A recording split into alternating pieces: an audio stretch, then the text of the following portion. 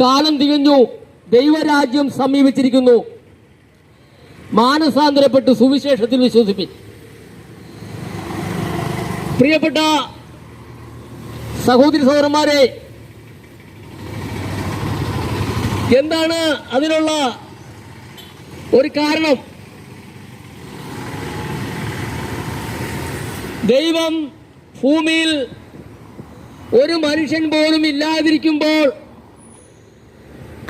ദൈവം ഒരു മനുഷ്യനെ സൃഷ്ടിച്ചു. ആ മനുഷ്യന്റെ പേര് ആദാം എന്നായിരുന്നു.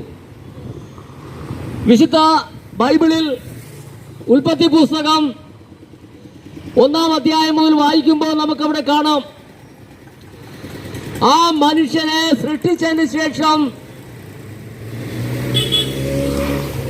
ആ മനുഷ്യന് ഗാഠനിദ്ര വരുത്തി